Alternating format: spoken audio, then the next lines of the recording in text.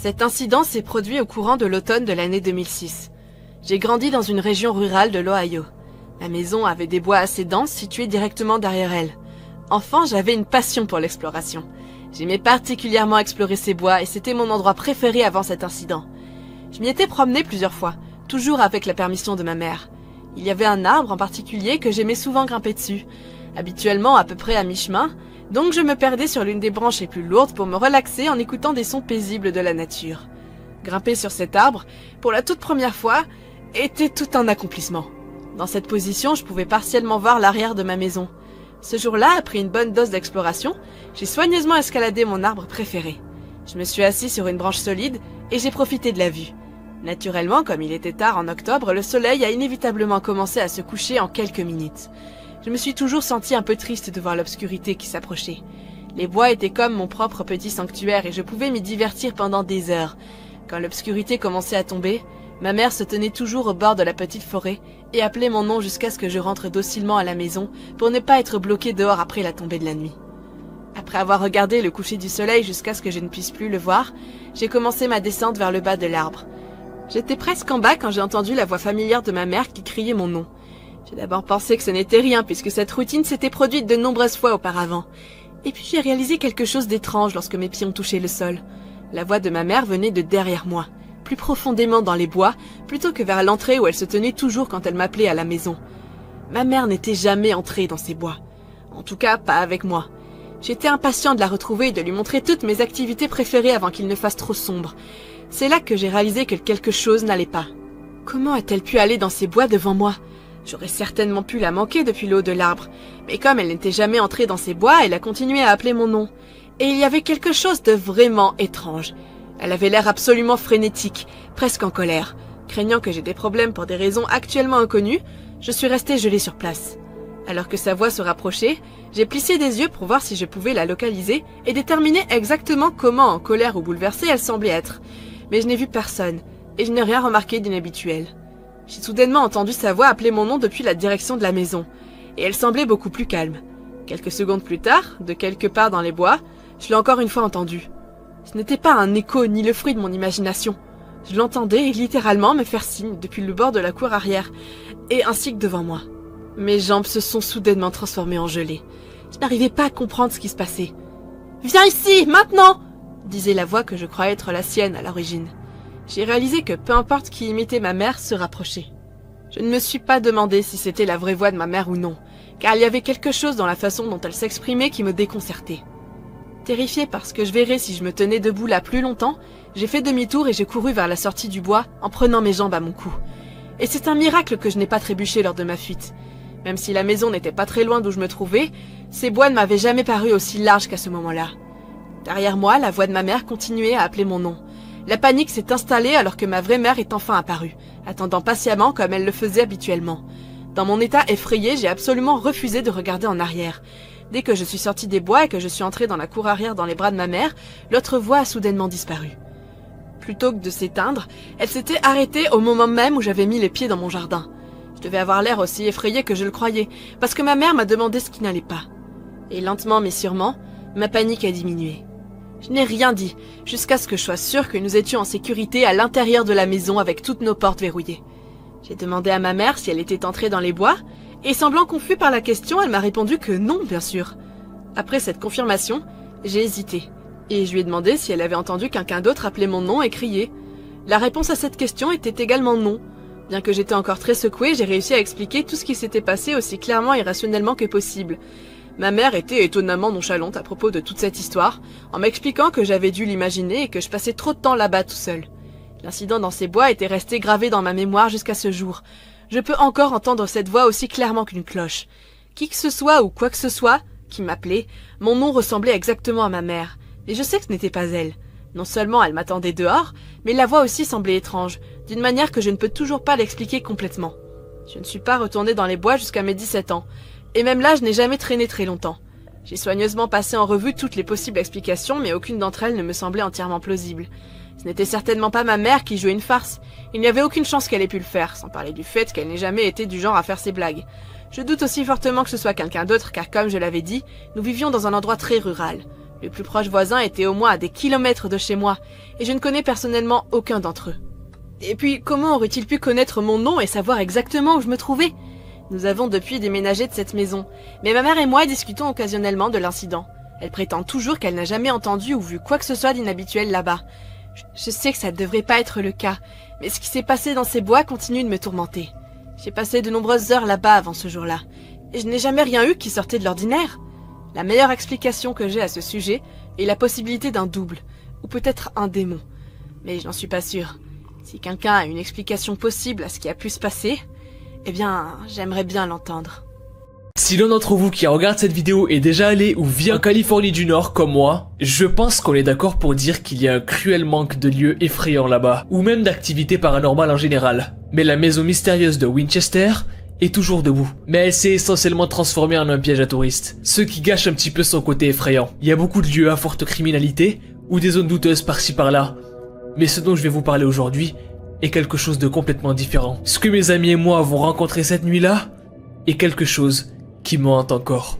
C'était au milieu des vacances de printemps cette année-là, et mes amis et moi, on s'ennuyait comme des rats morts. Notre vol pour Miami a été annulé à la dernière minute, et on savait qu'on devait rester à la maison un peu plus longtemps. On était un simple groupe d'adolescents qui s'ennuyaient et qui avaient envie de vivre une aventure. On savait qu'on allait faire une série de décisions totalement stupides, mais on n'avait rien à faire. Finalement, je me suis baladé sur TikTok, et je suis tombé sur une vidéo assez virale, sur ma For You page. Le TikTok montrait une série de lieux paranormaux et légendaires à travers l'Amérique. Et une légende en particulier prend place dans la ville de San José, en Californie, la ville la plus proche de nous. Le TikTok décrit l'histoire d'une tribu ou un truc comme ça, des personnes albinos qui ressemblent à des fantômes, qui sortent la nuit pour attaquer les voyageurs sans défense. Ils étaient connus pour diverses activités et rituels sataniques, et certains les accusent même d'être responsables de la disparition des gens qui habitaient ces montagnes-là. La légende dit que les albinos sataniques qui vivaient là-bas étaient maudits, et qu'ils étaient des êtres démoniaques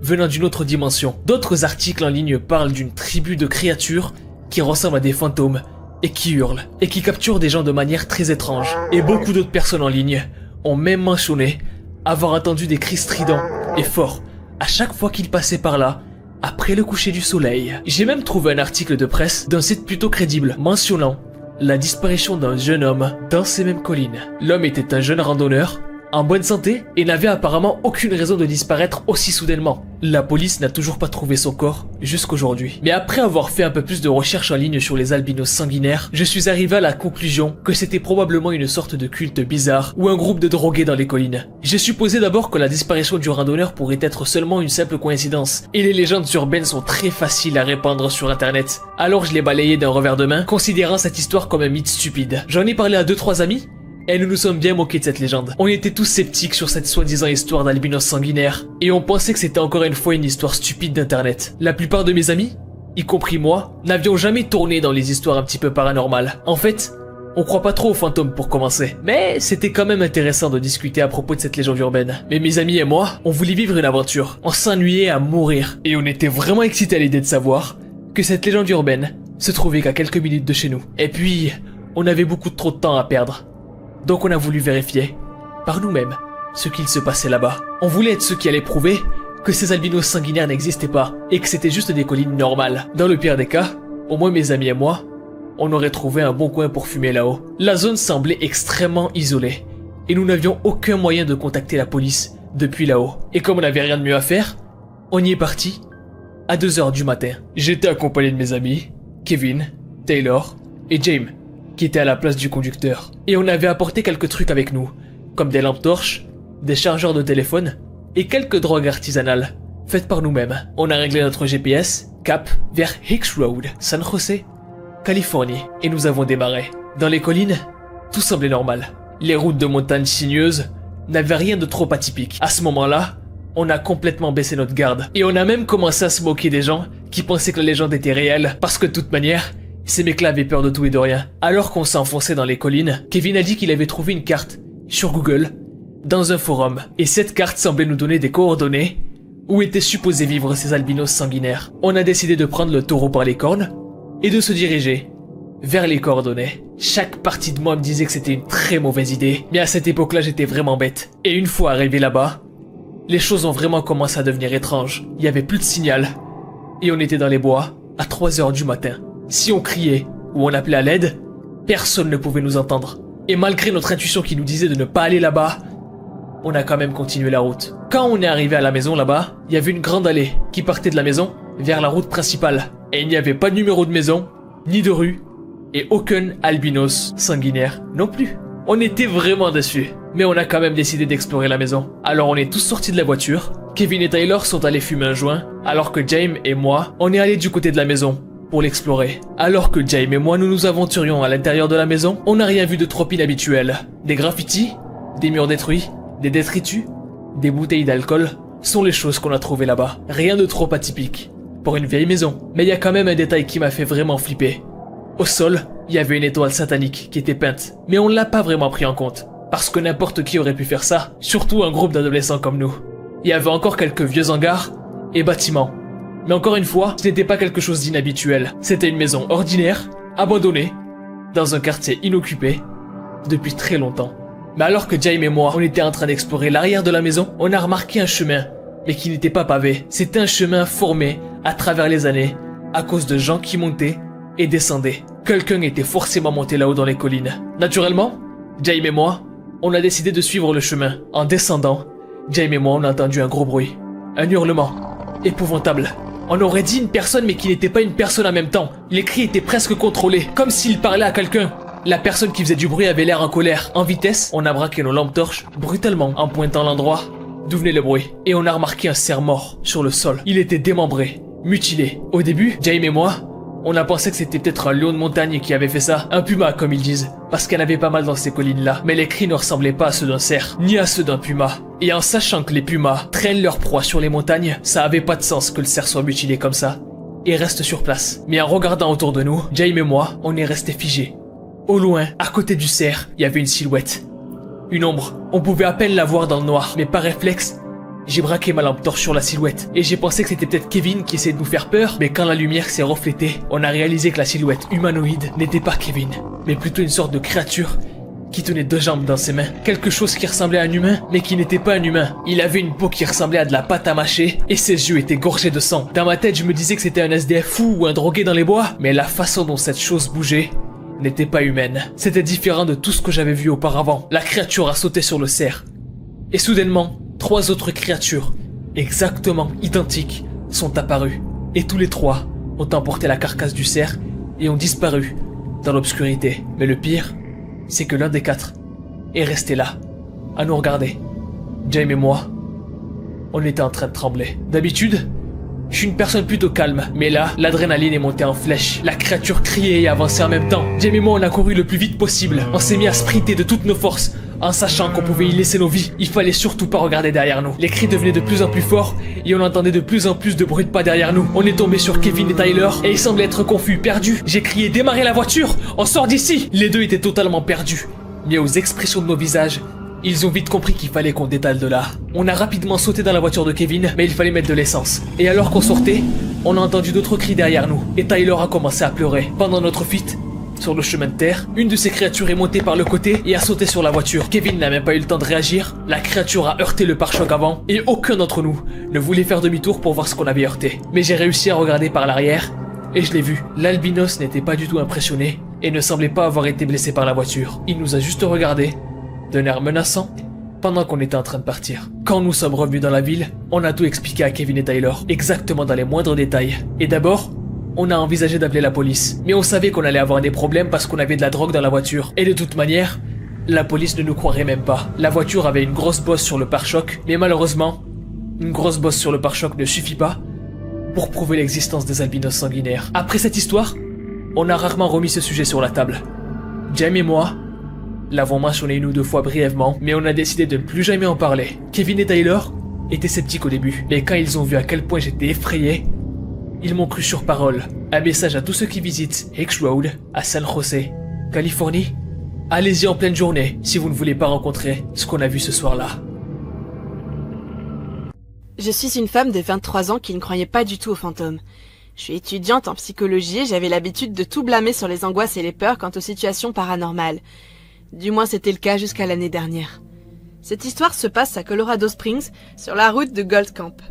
Si quelqu'un sait de quoi je parle, vous savez que cet endroit est un point chaud pour les légendes urbaines ou les histoires de fantômes effrayantes. La route est située sur le flanc d'une montagne qui possède plusieurs grands tunnels creusés à travers la montagne que vous devez traverser en voiture pour arriver au bord de la route. C'est surtout utilisé pour accéder aux routes panoramiques qui surplombent la ville et les sentiers de randonnée. Il y a aussi toutes sortes d'histoires effrayantes que je suis sûre que vous avez entendu parler si vous avez grandi dans la région. L'histoire raconte qu'un bus rempli de petits enfants se sont écrasés dans l'un des tunnels après qu'il se soit partiellement effondré. Et les esprits de ces enfants seraient piégés dans le tunnel. Apparemment, si vous conduisez dans le tunnel la nuit et que vous vous arrêtez, éteignez vos lumières et mettez du talc pour bébé ou de la farine sur votre pare-brise. De petites mains fantômes vous étalez la poudre tout autour. Je ne suis pas sûre que cette histoire ait une quelconque validité, mais on m'a dit que beaucoup de gens se débarrassaient de corps sur le bord de la route de cette montagne. Les falaises et les étendues sauvages en font apparemment un bon endroit pour dissimuler des preuves. De toute façon, tout cela n'a aucun sens pour moi. Je conduirai la route du Gold Camp environ une fois par semaine pendant l'été, car c'était une belle route de nuit pour se promener avec des amis. Et puis, il y a plusieurs endroits pour fumer avec une certitude relative de ne pas rencontrer la police. Non, je ne serai pas offensée si vous pensez que le fait que j'étais un peu à côté de la plaque ait pu contribuer à ce que j'ai pu voir là-bas ce jour-là. Tout est possible. En tout cas, mon amie, une jeune femme de 21 ans et moi avons passé environ 1 heure à fumer cette nuit-là, à se promener dans les endroits pittoresques en jouant de la musique jusqu'à 3 ou 4 heures du matin. On avait déjà fait exactement la même routine tout l'été, et nous étions habitués des tunnels sombres et effrayants et des bois lourds, surtout la nuit. Et cette nuit particulière n'était pas différente. Enfin, jusqu'à ce que nous commencions l'ascension vers le sommet de la montagne. Je ne sais pas comment décrire ce sentiment, mais arrivé à un certain point sur la montagne, j'avais l'impression que je passais à travers un chemin distinct. Il y a un moment précis dont je me souviens avoir eu l'impression que nous étions dans un endroit complètement différent. C'est un peu comme le moment où tous les esprits sortent la nuit autour de la ville. Au début, c'est comme s'il n'y avait rien et que nous étions tout seuls. Et puis soudain, j'ai eu l'impression que l'endroit où nous étions était extrêmement peuplé. On ne voyait rien et c'était encore sombre, mais c'est comme s'il y avait une énergie autour de nous. C'était comme la sensation d'être dans une foule bruyante, sans que rien de physique ne se produise. J'ai commencé à me sentir vraiment mal à l'aise, et mon amie m'a dit qu'elle devenait un peu effrayée. Je lui ai dit que ce n'était pas grave et que nous étions sur le point d'arriver au 2e tunnel et que nous allions bientôt descendre. Nous sommes entrés dans le tunnel et les phares ont éclairé tout le trajet. C'est à ce moment-là que je l'ai vu, aussi clair que le jour. Un petit garçon se tenait debout à droite du tunnel, touchant presque le mur. Il ne ressemblait pas exactement à un vrai garçon qui se trouverait là, mais plutôt à une photo surexposée d'un garçon tiré d'un vieux film. Mon ami et moi avons tous les deux sursauté et j'ai freiné brusquement. Et sous le feu de l'action, le garçon s'est dissipé. Non, je ne veux pas dire qu'il a disparu. Je veux dire que nous avons réalisé qu'il n'avait jamais été là. Tu sais, le choc que tu as quand tu te réveilles dans une pièce sombre et que tu vois une veste accrochée à la porte. Et pendant une fraction de seconde, tu es convaincu que quelqu'un se tient là. Mais dès que tes yeux s'ajustent, tu réalises qu'il n'y a jamais rien eu du tout. Cela ressemblait à notre situation. Mais il n'y avait rien qui aurait pu confondre avec une silhouette de garçon ou de personnage. Le tunnel était éclairé par des phares et il n'y avait pas de roches ou de motifs sur la paroi. Juste un mur de roches lisses et la lumière vive de mes phares. Je n'avais jamais rien vu de tel. Ce qui m'a convaincu, c'est que mon ami avait aussi aperçu le garçon. Mais aucun de nous n'a eu la réaction stéréotypée de se tromper ou de confondre quelque chose pour un fantôme, comme sursauter ou ressentir un frisson. J'ai claqué les freins parce que j'étais positive, je pensais qu'il y avait un enfant. Et soudain, il n'y en avait jamais eu. C'est l'expérience la plus bizarre que j'ai vécue. Je ne douterai plus jamais de l'expérience du paranormal. Mais ce que je peux dire, c'est qu'il ne faut pas toujours sous-estimer les légendes urbaines, car elles ont une drôle de façon de vous prouver le contraire. J'ai travaillé dans 4 hôtels différents, et un de mes propriétaires m'a dit un jour que tout hôtel de plus de 10 ans avait déjà eu des morts lors de ses années de service. Les seuls hôtels qui n'en ont pas sont ceux qui ont été ouverts récemment. J'ai donc commencé à demander aux autres membres de mon groupe et mes contacts. Tous les hôtels de ma région avaient au moins un décès dans les 3 dernières années, si ce n'est plus. S'il y a eu des décès, alors l'hôtel est assurément hanté, et 100% des vieux hôtels sont garantis d'être hantés. Pendant mes 6 années de service, j'ai travaillé à temps partiel pour 2 décès dans des hôtels différents. Un naturel, un pire encore. Mon ex travaillait dans un hôtel avec une seule chambre qui n'était jamais louée et utilisée comme stockage, car c'était le site d'un double homicide dans les années 60 par un tueur en série bien connu. Les décès dans les hôtels ne sont pas rares. Je ne me soumets pas à la formule « mort égale hanté » de mes hôtels. Seulement, un seul avait agi de manière à être un hôtel hanté dans mon temps là-bas. Je faisais strictement partie de l'équipe de nuit. Parfois, je travaillais de 19h à 7h du matin, et parfois de 22h à 7h du matin. À 23h, je devais fermer toutes les portes et traiter avec les gens à travers la fenêtre de nuit. J'adorais cela, car je n'aimais généralement pas les gens. Mais je suis bon pour jouer la comédie d'un merveilleux employé de service à la clientèle. Bonjour, comment allez-vous? Vous voulez une chambre? L'hospitalité vis-à-vis des clients est mon deuxième prénom, après tout. Mais après 23 heures, je dois fermer les portes de l'entrée du bureau, de la réception et de la salle du déjeuner, et être laissée seule jusqu'au petit déjeuner. Donc je pense que c'est tout ce dont j'ai besoin pour vous dire, pour que vous puissiez vous imaginer mon petit royaume privé. Fermer les portes à clé résume bien mes périodes de travail. Pendant mes heures de solitude, quelques semaines après le début de mon travail, j'étais en train de scroller sur mon téléphone, et bam! Les portes de la salle du petit déjeuner ont commencé à tonner et claquer comme si elles avaient reçu un coup de pied de cheval. J'ai jeté un coup d'œil à ma caméra de sécurité qui se focalisait sur ces portes, mais je n'ai rien marqué. Rien, là je rembobine de quelques secondes, mais toujours rien. Alors je vais un peu plus loin, rien d'étrange également. J'ai revu toute la minute précédente jusqu'au moment où je me vois sursauter sur la caméra du bureau. Mais rien, les portes ne bougent même pas. J'ai entendu des enfants claquer ces doubles portes françaises, et le bruit que j'ai entendu, c'est à ça que leur claquement ressemble. Le bruit venait assurément de là. J'ai fait le tour du hall d'entrée du bureau et de la salle du petit déjeuner en regardant par les fenêtres, parce que j'avais peut-être entendu un accident de voiture, mais rien du tout.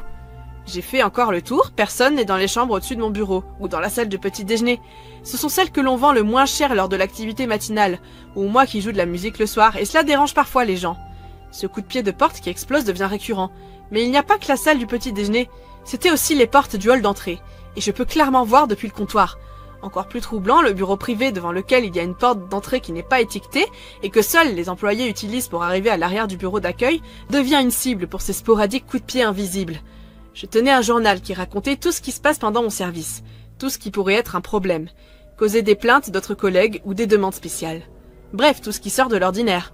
Je commence à noter les sons dans mon journal interactif et je demande à mes collègues de travail s'ils ont remarqué des bruits étranges aussi. Personne d'autre n'a remarqué de claquement de porte, ni même les autres travailleurs de nuit. Mais il y avait un taux de rotation élevé. À part le responsable de la réception et les femmes de ménage, pendant 6 mois, j'étais le deuxième employé le plus vieux dans l'établissement. Les autres travailleurs de nuit ne sont jamais restés plus de 3 mois. Et je travaillais tous les jeudis, vendredis, samedis et dimanches. Donc il y avait toujours des week-ends en congé, mais ils ne restaient jamais longtemps.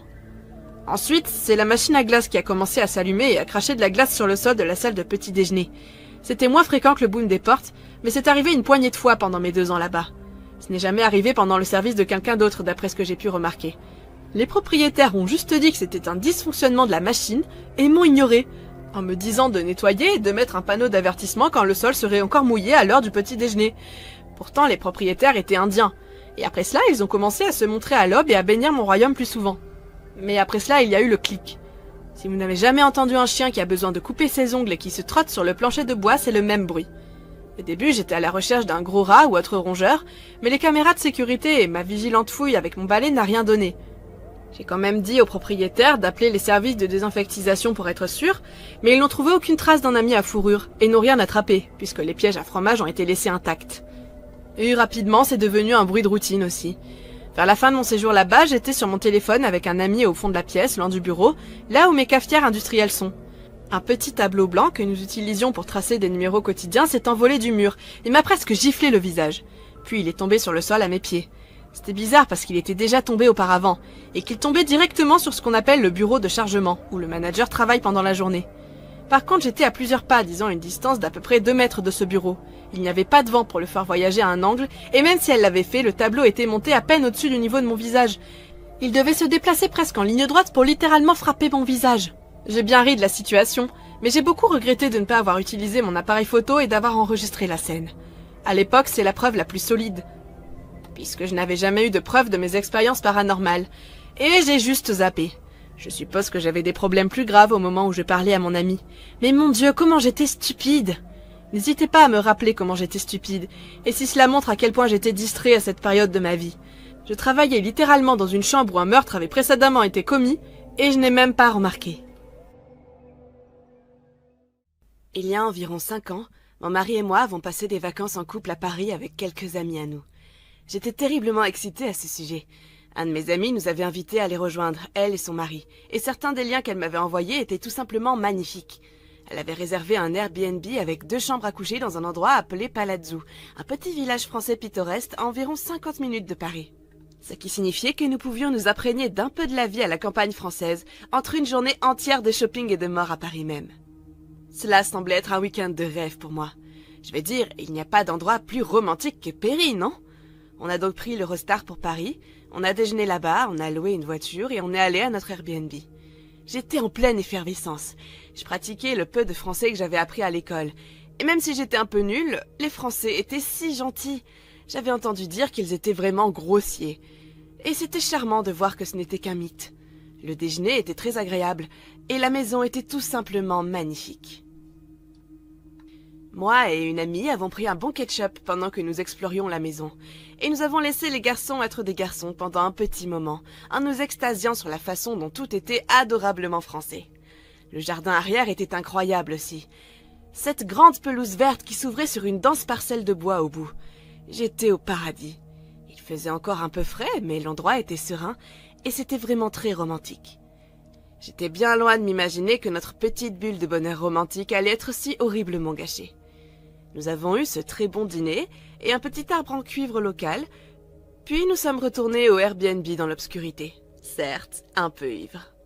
Heureux d'être de retour au chaud, nous continuons à boire dans la cuisine de l'Airbnb pendant un moment, et le petit ami de mon ami s'amuse à explorer tous les placards et tiroirs de la cuisine. C'est ainsi qu'il trouva une lampe de poche, plutôt bon marché d'après ce que j'ai pu voir, mais cela l'a incité à vouloir explorer les bois sombres au bout du jardin. Nous plaisantions tous sur le fait qu'il serait évidemment le premier à mourir dans un film d'horreur, mais sans se laisser impressionner et un peu éméché, il sort quand même pour explorer le bout du jardin. Il y reste environ 10 minutes, et pendant ce temps, nous sommes tous en train de discuter pour planifier notre petite excursion à Paris. Le lendemain matin, nous entendons ce cri, et nous nous taisons, réalisant que c'est le petit ami de mon ami qui vient de hurler à plein poumon. Il arrive alors en courant par la porte de derrière et commence à demander qui parle le mieux le français, car nous devons appeler la police tout de suite. Mon copain l'a d'abord accusé d'essayer de faire une farce, mais on pouvait voir qu'il avait vraiment peur. Il était devenu blanc comme un linge. Il m'a dit « Je jure sur la tête de ma mère que c'est pas une blague. Nous devons appeler la police tout de suite. » Un peu de panique s'en est suivi, avant qu'il ne finisse par lâcher que non, nous ne sommes pas en danger. Mais que nous devrions vraiment appeler la police, parce qu'il y avait un cadavre dans les bois derrière la maison.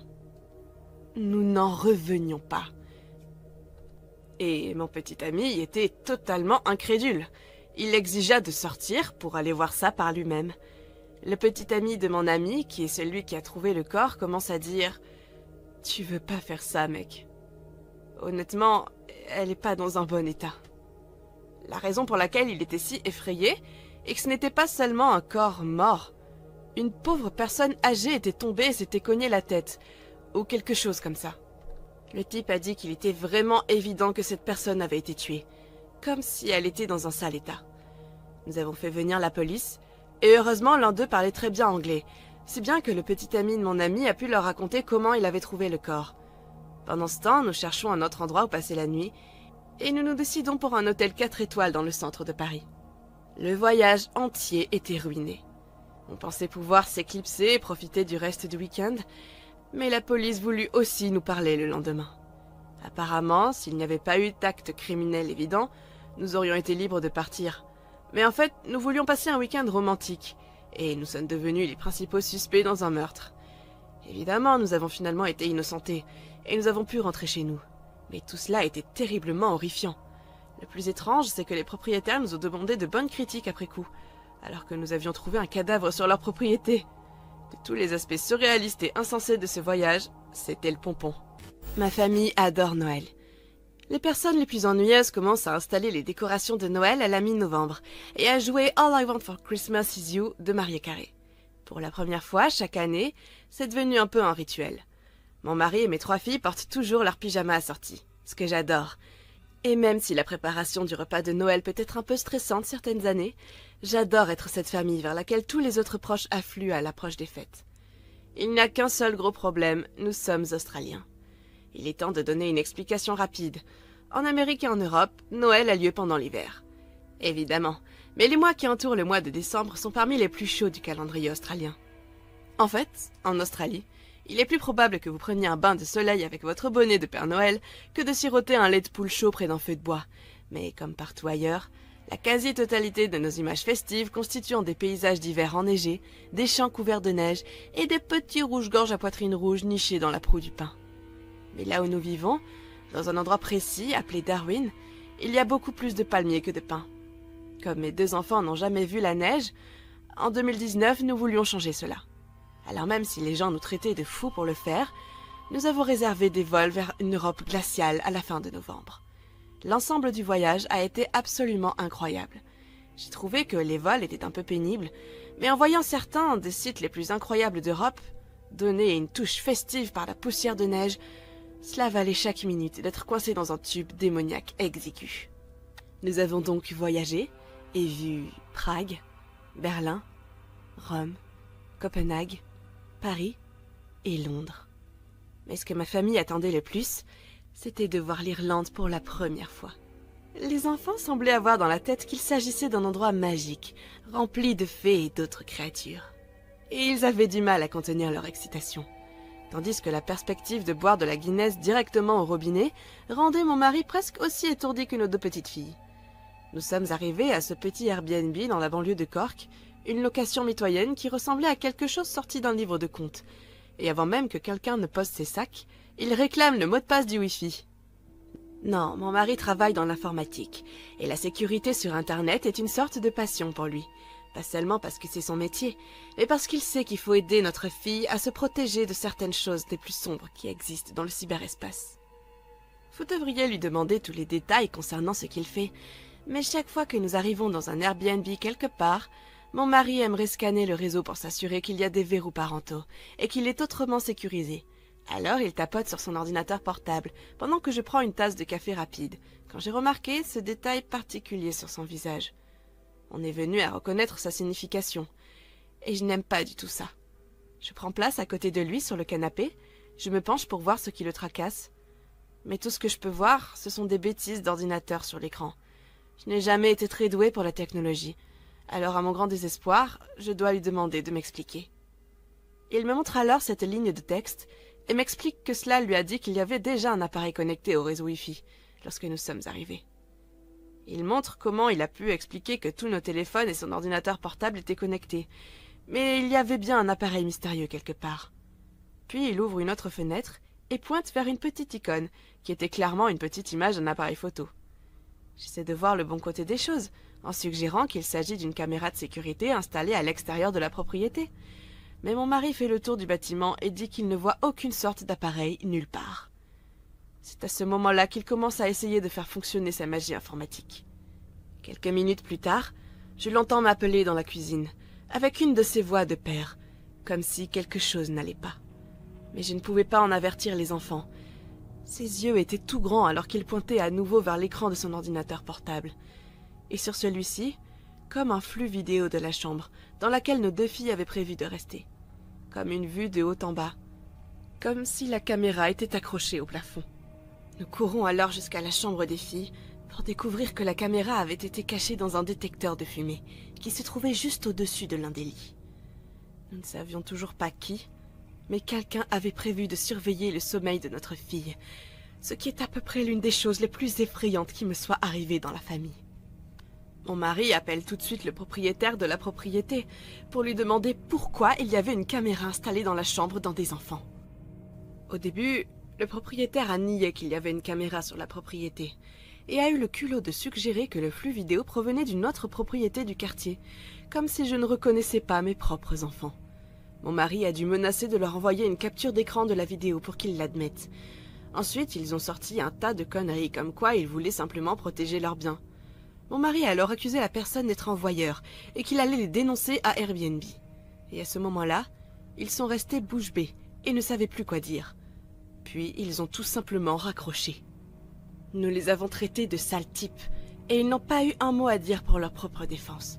Nous étions absolument furieux et aussi complètement effrayés, ayant évité de justesse que ce chien absolu ne fixe ses enfants toute la nuit. Et même s'il était assez tard dans la soirée, à ce moment-là, mon mari et moi avons demandé aux enfants de préparer leurs affaires pendant que nous cherchions un hôtel à proximité. Il nous a fallu plusieurs mois d'échanges de courriels avec le service des plaintes des clients d'Airbnb, mais nous avons finalement obtenu le remboursement auquel nous avions droit. Airbnb nous a également rassurés en nous disant qu'il avait interdit aux propriétaires de louer des propriétés en utilisant le service, ce qui a fait beaucoup plus pour ma tranquillité d'esprit que n'importe quelle somme d'argent. Je sais qu'il y a des gens qui ont ce genre de désir tordu, Mais je n'avais jamais pensé une seule seconde que j'en rencontrerais un moi-même. Et encore moins pendant les vacances de Noël dont j'avais toujours rêvé en Europe. Non, la seule chose qui m'inquiète vraiment maintenant, c'est la capacité d'Airbnb à garder cette personne et les gens comme lui hors de leur plateforme. Mon mari et moi les avons pressés sur les systèmes qu'ils ont mis en place pour assurer la sécurité de leurs clients. Mais ils n'ont tout simplement pas de réponse satisfaisante. Nous avons fait remarquer que cet horrible voyeur pourrait facilement ouvrir un autre compte au nom d'un ami ou d'un parent et continuer à enregistrer les enfants des gens à leur insu. Et les mails juridiques que nous avons reçus en réponse disaient essentiellement « Nous n'avons aucune idée de ce qu'il faut faire ». Et c'est la crainte que j'ai. Que quelque part, il y ait une petite fille couchée paisiblement dans son lit qui n'ait aucune idée qu'un Irlandais louche les regarde faire Dieu sait quoi pendant qu'il le fait. Une année, un de mes amis proches a décidé de trouver un Airbnb à New York pour une semaine de célébration d'anniversaire. Et nous étions tous les deux très excités par cette idée. L'annonce que mon ami avait réussi à nous trouver consistait en 2 étages supérieurs d'une vieille maison de ville et elle était absolument magnifique.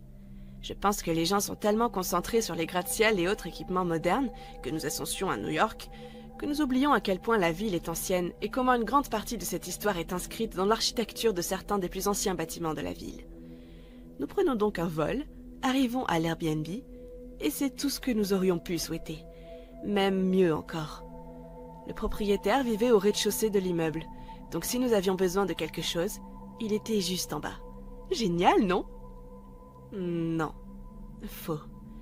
Comme la plupart des choses, vous ne savez pas vraiment à quoi vous avez affaire avant de vous y frotter. Le type nous enregistre donc, nous demande si nous avons des questions ou autre chose, et est parfaitement accueillant. Et puis d'un coup, au moment où nous lui disons merci et tout le reste, il nous dit « Oh les filles, au fait, il devrait y avoir un grand sac sous l'un de vos lits.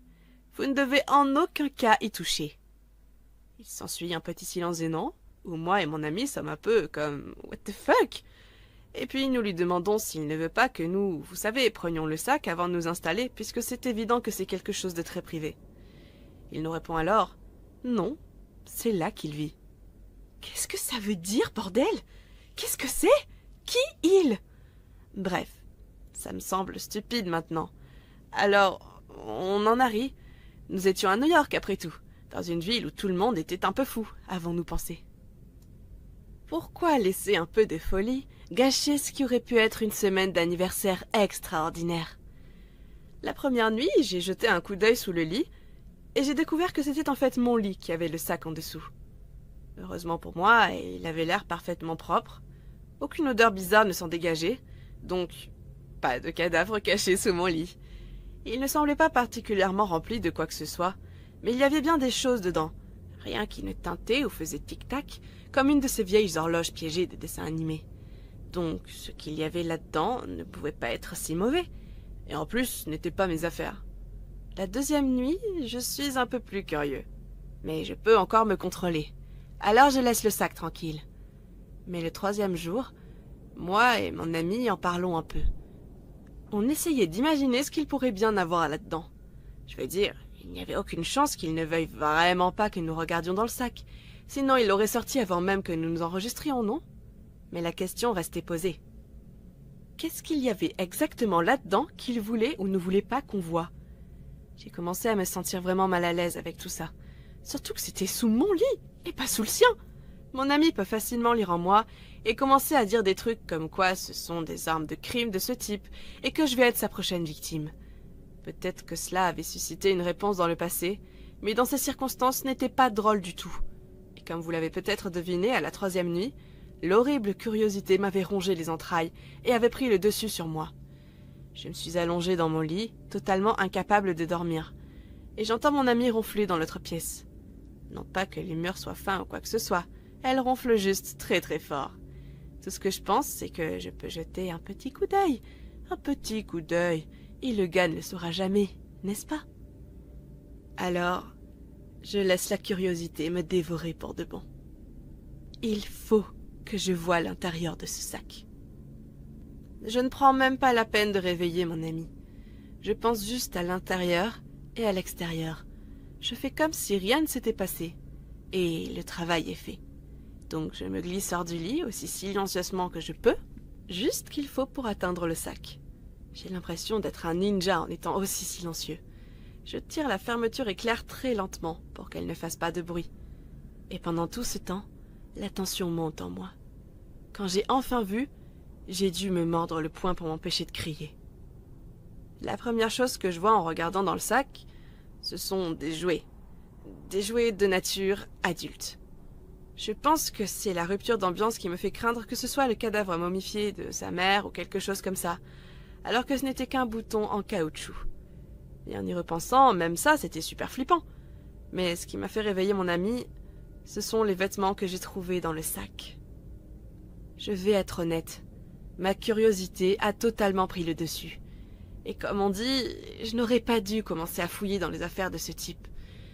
Oh mais oh mon Dieu, je suis si content de l'avoir fait. Parce qu'à part les jouets, il y avait des choses qui m'ont fait dresser les cheveux sur la tête.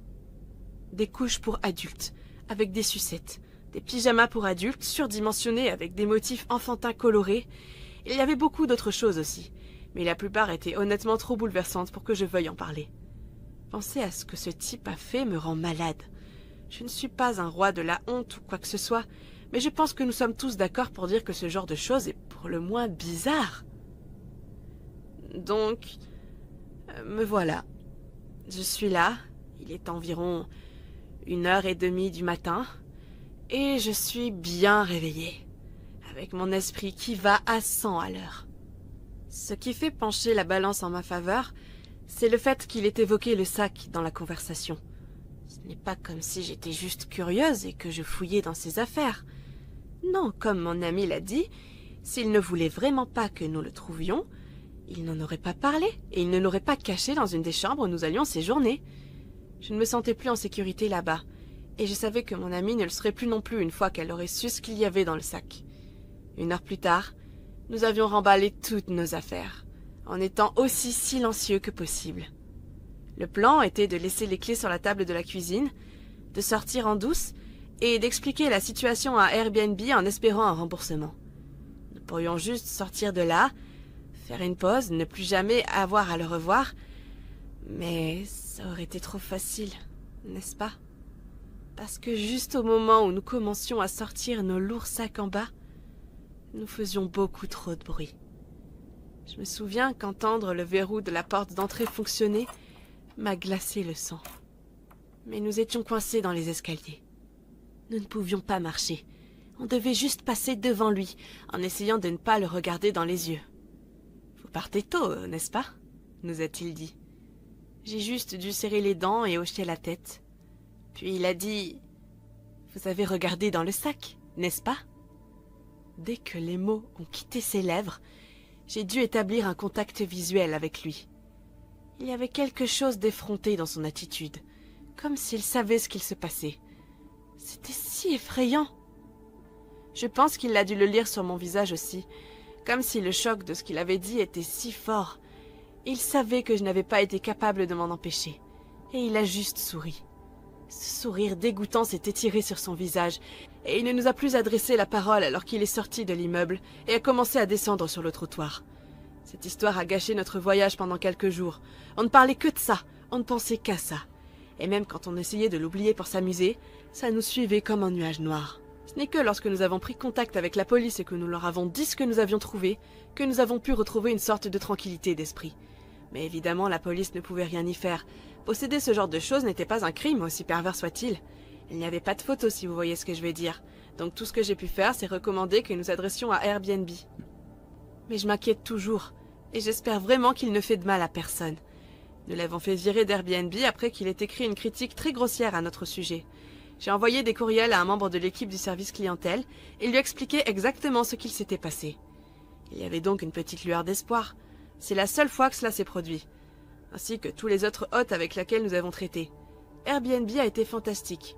Mais cela étant dit, il suffit d'une seule mauvaise expérience pour peindre votre opinion sur quelque chose, n'est-ce pas? À un moment donné, il y a quelques années, j'ai décidé que la découverte d'Airbnb était la meilleure chose qui me soit arrivée. Et le plus étrange, c'est que tout cela était parti d'une des pires choses qui me soit arrivée. J'ai connu des amis et des collègues qui ont perdu un parent et qui ont pris la chose à bras le corps. Leur mort était survenue à un âge avancé, ou après une longue maladie. C'était quelque chose qu'ils pouvaient accepter. Mais lorsque j'ai perdu mon père sans crier gare en 2017, cela m'a vraiment frappé. Il était en forme et en bonne santé, un type de gars très prudent, et je doute que quiconque puisse en dire autant du conducteur ivre qui l'a percuté ce jeudi soir. La seule chose qui devait amortir le choc, ce sont les économies et les indemnités d'assurance vie que la famille a reçues. Je veux dire, c'était beaucoup d'argent. Papa avait dû les mettre de côté pendant des années, assez pour payer le voyage de ma petite sœur pendant ce qui s'est avéré être un très long moment. Mais je ne voulais pas de cet argent. Ça ne ramènerait pas mon père. Et moi, je voulais juste que mon papa revienne. J'ai dû attendre que le chagrin s'estompe avant de décider quoi en faire. Et au lieu de le dilapider, j'ai décidé d'en faire un investissement. C'est à cette époque qu'une amie m'a parlé d'Airbnb, et du fait qu'un de ses oncles gagnait beaucoup d'argent en louant un appartement qu'il possédait dans le centre-ville. C'est un peu intimidant de dépenser cette somme d'argent, mais j'ai fait le grand saut. Puis, après avoir rénové l'appartement et publié une annonce sur Airbnb, j'ai eu ma première réservation. En une semaine, les revenus étaient irréels. En 6 mois, j'avais récupéré la moitié de l'argent. Alors, j'ai investi dans un autre appartement. 1 an plus tard, j'étais pleine d'argent. Et même si j'avais gardé mon emploi à temps plein, j'en suis arrivée au point où je n'avais même plus besoin de travailler.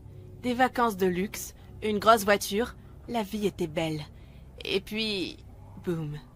Le Covid a frappé, et mes revenus d'Airbnb ont complètement disparu. Rappelez-vous quand nous pensions tous que le Covid serait terminé en quelques semaines, ou quelques mois tout au plus. Quels adorables enfants d'été nous étions. Et je n'étais pas différent des autres. Je n'avais aucune idée que ça irait si mal, que je devrais carrément louer un de ces appartements pour pouvoir continuer à vivre. Mais heureusement, c'était un marché de vendeurs. On ne penserait pas que ce serait le cas pendant une pandémie, mais ça m'allait très bien. J'ai été inondée de demandes pour l'un des appartements. Je veux dire, j'ai eu littéralement des centaines de personnes qui ont postulé sur ce site web de location libre. Trouver le bon locataire a demandé beaucoup plus de travail que je ne le pensais. Faire passer des entretiens à tous les candidats a été difficile. Il y avait des gens bizarres qui postulaient pour la location, et plus je me demandais qui choisir, plus je perdais de l'argent. Mais un matin, je me réveille avec un email d'un candidat locataire me disant qu'il serait prêt à payer 350 de plus par mois, mais qu'il devrait emménager avant la fin de la semaine. Ils ne voulaient même pas visiter les lieux. Ils étaient suffisamment contents pour emménager sur la base de photos que je publiais en ligne. 350 livres de plus, c'était 50 $ de plus et une offre bien trop bonne pour que je la refuse. Quand j'ai appelé le type, il semblait assez normaux. C'était un marché pratiquement conclu. Tout ce que j'avais à faire, c'était leur remettre les clés. Mais lorsque j'ai rencontré le type en décembre dernier, pour lui remettre les clés avec un masque et un désinfectant à distance sociale, il semblait tout sauf normal. Je suis pour le port du masque. Et autres, ne vous méprenez pas là-dessus. Je pense que nous devrions tous faire ce que nous pouvons pour vaincre cela. Mais ce type était complètement couvert de la tête aux pieds.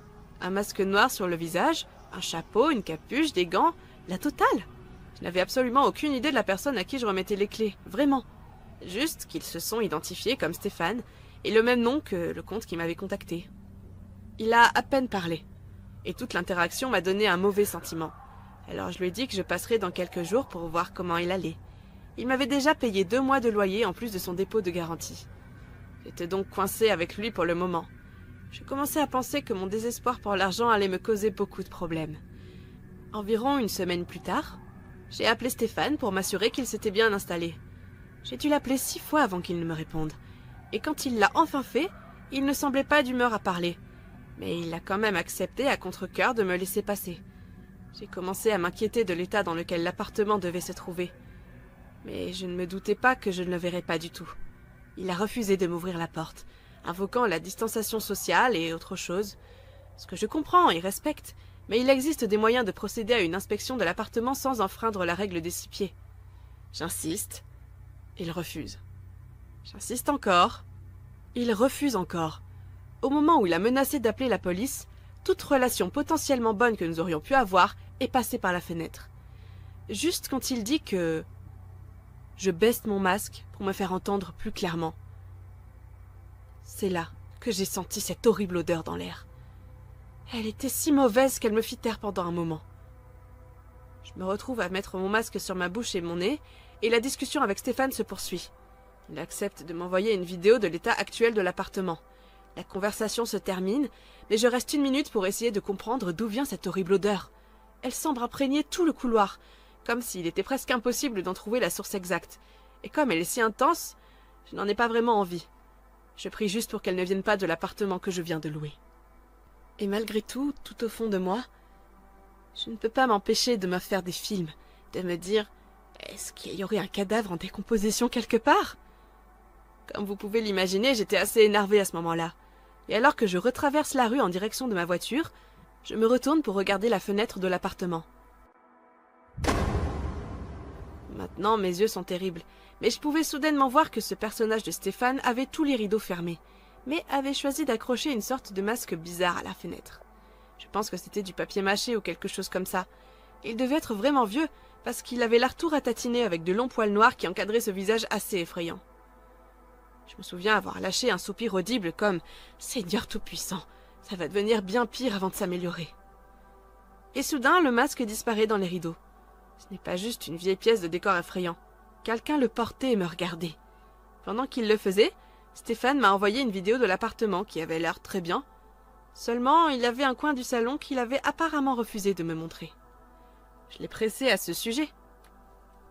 Pourquoi me cacherait-il ce coin en particulier ? Pourquoi me montrer tout le reste, sauf ça? Il a prétendu ne pas savoir de quoi je parlais, et j'ai décidé d'abandonner pendant que j'étais en tête. Il a fallu 1 semaine avant que je commence à recevoir des plaintes. D'autres locataires de l'immeuble, qui avaient dû obtenir mon numéro par la société de gestion, ont commencé à m'appeler pour se plaindre du bruit et de l'odeur provenant de l'appartement 20, celui que je possède.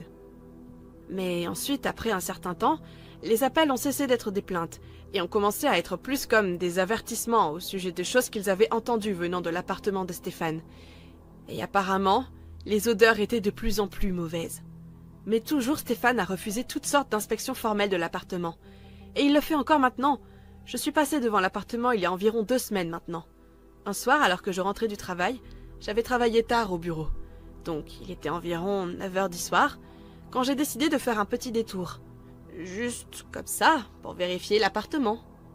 J'ai été accueillie par un regret presque immédiat. Apparemment, Stéphane n'utilise que des ampoules rouges pour éclairer l'appartement après la tombée de la nuit. Et je regarde par la fenêtre comme « Qu'est-ce que ce monstre fait maintenant ?» quand je vois 2 personnes courir et sauter dans le salon, complètement nues à première vue. Il n'est manifestement pas le seul à vivre là maintenant, bien qu'il n'y ait que son nom sur le bail. Je suppose que ce n'est pas vraiment une histoire car elle n'a pas de fin. Pourtant, j'ai déjà décidé que je ne voulais pas renouveler le bail de Stéphane pour l'appartement et que quand ces 2 mois se seront écoulés, je lui demanderai de partir. Ou sinon, j'impliquerai les autorités. Mais c'est à peu près la seule chose dont je suis certaine pour le moment. Je n'ai aucune idée de ce qu'il fait dans ma propriété sanglante, de ce qu'il fait de cette mauvaise odeur ou qui sont ces autres personnes. Les choses sont devenues assez mauvaises à ce point. Comme je savais qu'elles le seraient, mais j'ai un sentiment vraiment sinistre, qu'elles peuvent devenir infiniment pires, et que faire sortir Stéphane de l'appartement va être beaucoup plus difficile que je ne l'avais imaginé. Ça ne vaut même plus la peine de dépenser de l'argent. Aucune somme d'argent ne vaut la peine de découvrir ce qu'il a fait. Et je ne veux pas savoir s'il s'est passé quelque chose de vraiment horrible là-dedans. J'essaierai de vous tenir au courant à l'avenir, si je suis encore en état de le faire, parce que seul Dieu sait quelles horreurs indicibles m'attendent dans cet appartement. Et Dieu sait à quoi Stéphane aura recours dans ses efforts pour nous empêcher, moi et les autres, de le découvrir. Les choses sont définitivement sur le point de devenir bizarres. Mon fils était très actif sur une application appelée Discord, et d'après ce que j'ai compris, c'était une application de messagerie pour les gens qui jouent à des jeux vidéo. Ça lui permettait de parler à des gens du monde entier qui jouent au même jeu que lui. Donc à un moment donné, il nous a annoncé une nouvelle. Il avait parlé à une fille au Royaume-Uni nommée Laurie. Elle et lui étaient devenus amis en jouant à une sorte de jeu de pirates, jouant ensemble la plupart des jours et parlant presque tout le temps ensemble, même quand ils n'étaient pas devant leur ordinateur. Il a finalement demandé si elle voulait être sa petite amie, et elle a dit oui. C'était vraiment un nouveau concept pour quelqu'un comme moi qui a grandi à une époque où les téléphones portables n'existaient même pas. Mais je comprends que nous vivons dans une ère numérique où de nouvelles méthodes de rencontre voient le jour. Donc j'ai juste essayé d'être heureuse pour lui comme n'importe quelle mère le serait quand son enfant a sa première petite amie ou petit ami. De plus, avec un océan entier entre eux, ce n'est pas comme si je devais m'inquiéter du fait qu'il tombe accidentellement enceinte ou quelque chose comme ça. Cependant, un dimanche après-midi, mon fils sort de sa grotte pour ce qui semble être la première fois depuis des jours. Il entre dans le salon où moi et mon mari sommes assis avec un regard très inquiet sur son visage.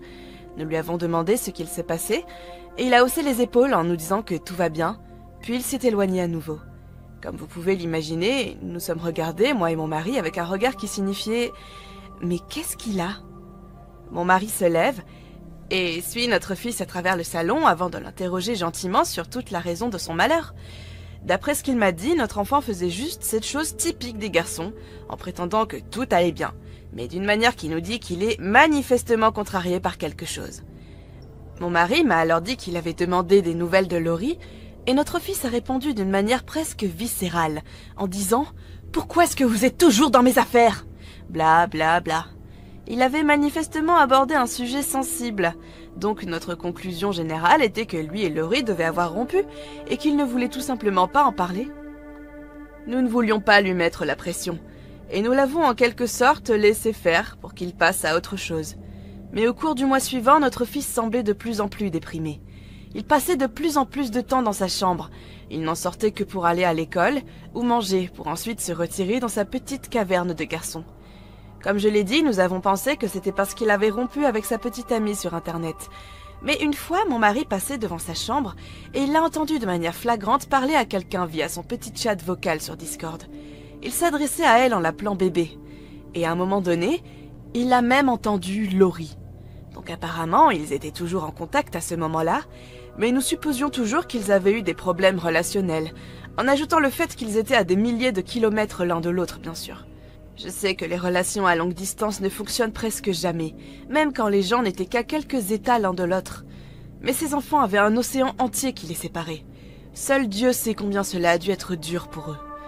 Malgré ça, nous avons appris que ce n'était pas exactement le problème, mais que c'était plutôt quelque chose de beaucoup plus sombre. Comme je l'ai dit, notre fils semblait devenir de plus en plus dépressif au cours du mois. Et c'était si grave qu'à un moment donné, mon mari et moi avons envisagé de lui faire voir un thérapeute ou autre pour étouffer le problème dans l'œuf, avant qu'il ne se transforme en quelque chose de moins facile à gérer. Mais tout d'un coup, de nulle part, il commence à s'améliorer psychologiquement. Il a meilleure mine, il se sent tout à coup plus guilleret et devient considérablement plus sociable.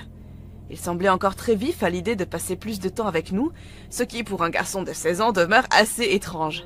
Ce n'est pas comme si cela nous dérangeait, ça nous fait beaucoup de bien de le voir se sentir mieux. Et nous nous sommes dit qu'il a sûrement trouvé une autre fille, ou qu'il a enfin rayé Laurie de sa vie pour passer à autre chose. Ce genre de comportement ensoleillé se poursuit pendant une semaine environ, jusqu'à ce que, un samedi après avoir pris son déjeuner, nous ne l'avons plus revu de toute la journée. En fin d'après-midi, mon mari et moi, on monte dans sa chambre, on frappe à sa porte, et nous demandons à notre fils s'il va bien. Mon mari redescend dans le salon, et me dit qu'il n'a pas de réponse même après avoir frappé à la porte. Puis il m'a demandé si je l'avais vu sortir de la maison pendant la journée, et je lui ai répondu que non, et que s'il était allé chez un ami ou autre, il ne me l'aurait certainement pas fait savoir. Mon mari a haussé les épaules, il m'a dit qu'il avait un mal de tête, alors il est allé dans la salle de bain du sous-sol pour prendre une aspirine dans l'armoire à pharmacie. Mais soudain, je l'entends bondir dans le couloir et remonter les escaliers. Ses pieds faisaient boum, boum, boum, pendant qu'il se précipitait vers la chambre de mon fils. Je suis à ce moment-là très confuse et je me dis « Mais qu'est-ce qui se passe ?» D'où je me tiens, je peux en fait voir la salle de bain du rez-de-chaussée, et ce que je vois me glace le sang. Nous gardions habituellement tous nos analgésiques et autres médicaments dans un petit kit de premier secours en plastique. Nous gardions cette chose remplie à ras-bord, mais il était là sur le sol de la salle de bain presque complètement vide. Et comme mon mari avant moi, j'ai compris ce qu'il s'était passé. Alors j'ai couru jusqu'à la chambre de mon fils, où j'ai trouvé mon mari penché sur son lit, le secouant comme s'il voulait le réveiller. « Tu m'entends? Réveille-toi! Réveille-toi !» Il y avait une flaque de vomi sur le lit à côté de sa tête, et il était complètement inconscient. Il y avait même des boîtes de pilules vides sur le sol à côté. Dès que je suis entrée, mon mari a couru en bas pour appeler le 911, et j'ai pris le relais en le secouant et en le suppliant d'ouvrir les yeux.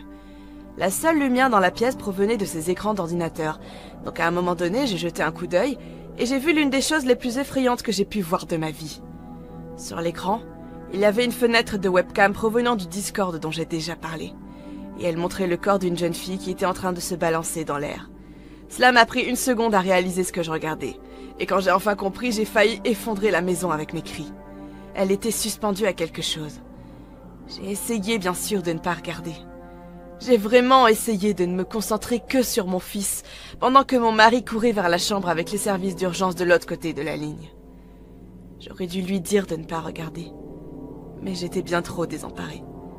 Je pouvais à peine parler quand il est revenu dans la pièce, et commençait à décrire l'état de notre fils à l'autre personne au bout du fil. Il parlait, quand soudain il fit la même chose que moi, et se retourna vers l'écran de l'ordinateur, où le corps de la jeune fille restait accroché dans les airs. Mon mari est là, alors complètement figé, et arrête de parler au téléphone.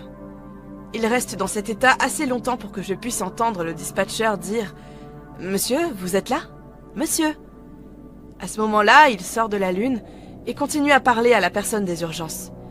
Il a eu à ce moment-là le réflexe d'éteindre l'ordinateur. Il a même eu le temps de donner l'adresse de la fille aux services médicaux pour qu'ils aillent voir chez elle. Notre fils a été emmené à l'hôpital. On lui a rapidement fait un lavage d'estomac. Nous avons passé toute la nuit à attendre dans la zone des visiteurs, et quand un médecin est venu nous voir pour une mise à jour de l'état de notre fils, mon cœur s'est mis à battre la chamade, alors que je me préparais pour le pire. Mais heureusement, on l'a amené à l'hôpital juste à temps, et les infirmiers ont pu lui faire un lavage d'estomac et lui administrer les médicaments nécessaires pour contrer les effets de ce qu'il avait déjà pris. Il a survécu de justesse, mais la même chose ne pouvait pas être dite pour la fille sur l'ordinateur. Cette Laurie, la fille avec laquelle il avait été en relation à distance depuis si longtemps. Quand notre fils s'est réveillé et qu'on nous a vus dans la chambre d'hôpital, il a fondu en larmes. Il s'est excusé encore et encore, et nous avons pleuré tous ensemble. Il a ensuite commencé à nous raconter ce qu'il s'était passé, et honnêtement je n'en croyais pas mes oreilles. Il s'est avéré qu'ils avaient formé une sorte de meurtre. Au moment même où il commençait à s'en sortir et à aller mieux, il nous avait dit qu'il et elle avaient trouvé une solution pour échapper à cette douleur qui les tourmentait. Il était prêt à tout pour elle. Nous avons, suite à ça, décidé de lui prescrire un thérapeute, et maintenant il va beaucoup mieux. Nous avons décidé de ne pas surveiller ses activités en ligne, puisque de toute manière, il trouverait toujours une manière de les cacher, mais nous avons tout de même pris la sécurité de ne pas laisser son ordinateur dans sa chambre. Et depuis ce temps, moi et mon mari avons fait un effort pour découvrir un peu ce qui se cache sur Internet. Et, croyez-moi, il y a des jours où j'aurais préféré ne pas l'avoir fait. Parce que, mon Dieu, il y a des choses horribles. Des choses que j'aimerais n'avoir jamais vues. Et que je ne pourrai plus jamais sortir de ma tête.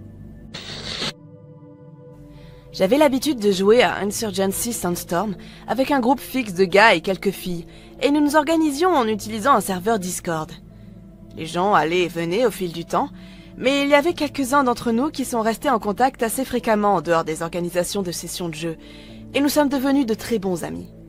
Insurgency, pour ceux qui n'y ont pas joué, c'est l'un des jeux de tir militaire hyper réalistes qui ont tendance à devenir vraiment très intenses, et occasionnellement carrément terrifiants quand il est à son meilleur. Je ne dis pas qu'on avait une sorte d'attachement fraternel, et je sais que ce n'est qu'un jeu vidéo. Mais comme je le disais, une poignée de mains d'entre nous ont fini par devenir de très bons amis, et à se lier d'amitié grâce à l'intense travail d'équipe nécessaire pour gagner des rounds. Sans parler de la sueur dans les mains lors des combats de feu alimentés par l'adrénaline. L'un d'entre eux était un garçon nommé Colin. Un jour, Colin nous a dit qu'il ne pourrait plus jouer à Insurgency pour un petit moment, parce qu'il avait accepté un travail où il enseignait l'anglais comme langue étrangère en Indonésie. Il voulait voyager un peu depuis un certain temps, mais il n'avait pas beaucoup d'argent, et être qualifié pour enseigner lui a donné l'opportunité de voir des régions du monde exotiques, tout en étant payé. Nous étions assez déçus d'apprendre la nouvelle. C'était un sacré tireur d'élite. Et plusieurs fois où nous avions été coincés par un ennemi mitrailleur, les tirs arrêtaient soudainement, suivis d'un petit rire de Colin qui criait « Prends-toi ça !» avec son petit accent écossais. Nous l'aimions absolument pour ces moments, mais on était tout de même très heureux pour lui. Et comme il a promis de rester sur le serveur Discord, nous pouvions rester en contact et entendre des histoires de ses aventures dans ce pays exotique. Donc, quelques mois ont passé, et nous avons écouté les récits de ses voyages, tout en étant mis à jour avec des photos de l'exploration de certaines parties reculées de l'Indonésie. Mais ce sont les photos de lui avec les élèves de l'école qu'il enseignait qui m'ont vraiment fait sourire. Il avait l'air de s'amuser comme un fou, surtout quand on a vu des vidéos de lui apprenant aux enfants quelques phrases anglaises assez obscures, et pas seulement ça. De temps en temps, nous avions entendu certains des enfants répéter ces phrases avec un accent écossais, et l'idée d'un groupe d'enfants indonésiens tous en train d'apprendre l'anglais avec un accent d'Édimbourg était absolument hilarante pour nous. Je vais dire, imaginez un Américain souhaitant bonjour à un camarade indonésien ou quelque chose pour entendre « Tu vas bien mon pote? Moi ça va, nickel !» Et cette réponse me fait autant rire jusqu'à maintenant. Et puis en septembre 2018, je me suis réveillée en entendant la nouvelle qu'il y avait eu un tremblement de terre au large de la côte indonésienne, provoquant ainsi un tremblement de terre qui a entraîné un tsunami massif qui a détruit d'énormes parties du pays. Immédiatement, j'ai pensé à Colin et j'ai sauté sur Discord en utilisant l'application de mon téléphone. Je lui ai immédiatement envoyé un message en lui demandant si tout allait bien et en espérant qu'il n'ait pas été pris dans le tsunami. Évidemment, il y avait un énorme décalage horaire, de 7 ou 8 heures entre le Royaume-Uni et l'Asie du Sud-Est, et il arrivait que Colin ne réponde pas pendant des heures. Donc le fait qu'il n'ait pas répondu immédiatement n'était pas une préoccupation majeure pour moi. Mais le problème, c'est qu'il ne m'a pas répondu de toute la journée, au point où j'ai commencé à exprimer mes préoccupations à d'autres gars du serveur. En partageant la nouvelle du tsunami avec eux, j'ai mentionné que j'étais inquiet que Colin ait été pris dans le tsunami. Nous savions d'après les nouvelles quelle région de l'Indonésie avait été touchée, mais nous ne savions pas exactement où se trouvait Colin. Nous savions seulement qu'il était dans une des zones éloignées et qu'il n'avait pas toujours un accès immédiat au Wi-Fi. Une autre raison pour nous de nous inquiéter. Mais il n'a pas répondu le jour suivant non plus, ni le jour d'après. Et nous sommes arrivés à un point où une semaine s'était écoulée et nous n'avions plus de nouvelles de lui. Personne n'avait vu Colin, même en ligne, depuis que nous avions eu les nouvelles du tsunami. C'est à ce moment-là que nous avons commencé à vraiment nous inquiéter. Et plus les jours passaient, plus nous étions effrayés à l'idée que quelque chose de grave lui soit arrivé. C'est à ce moment-là que j'ai commencé à revoir certains des messages qu'il avait envoyés au cours du mois précédent. Il était allé partout en Indonésie, et il a passé ses premières semaines dans la capitale de Jakarta, qui n'a pas été touchée par le tremblement de terre, ni le tsunami qui l'avait suivi.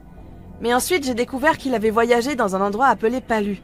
Un endroit appelé Palu pour y enseigner l'anglais, et d'après ce que j'ai compris, c'est là qu'il était au moment de la catastrophe, quand elle a frappé.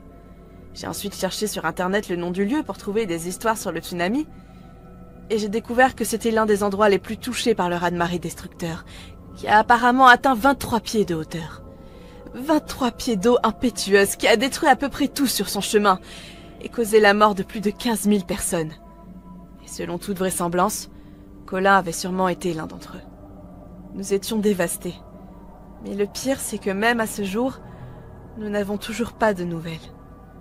On connaissait très bien Colin, mais il gardait sa vie personnelle et en ligne assez séparée, donc nous n'avons jamais su son nom de famille, ou les noms des membres de sa famille. Donc ce n'est pas comme si nous pouvions entrer en contact avec eux pour savoir s'il était vraiment mort ou pas, ou pour voir s'il y avait des arrangements funéraires, s'il avait effectivement péri pendant le tsunami. Mais je pense que le fait que même maintenant son compte Discord soit inactif est une preuve qu'il a effectivement perdu la vie là-bas. Peut-être qu'il va bien et qu'il n'a juste jamais pris la peine de revenir sur Discord. Peut-être que sa rencontre avec la mort lui a fait réaliser que les jeux vidéo étaient juste une perte de temps, ou quelque chose comme ça. Mais je pense que c'est juste un rêve que je me fais. Au fond de moi, je sais qu'il est probablement déjà mort. J'espère juste qu'il est en paix maintenant, et que toute sa famille va bien. Repose en paix, Colin. Tu nous manques toujours. Il y a quelques années, j'ai rencontré une fille sur Tinder avec qui j'ai fini par avoir une sérieuse affinité. On est allé prendre un café, le café a fini par devenir des boissons, et les boissons ont fini par faire des étincelles, et puis boum, on s'est retrouvés au milieu d'un tourbillon de romance. On s'envoyait des textos tout le temps lorsqu'on n'était pas ensemble, en rêvant de prendre des vacances en couple. Bref, tous les trucs que les jeunes gens font quand ils ont une nouvelle relation pleine d'énergie.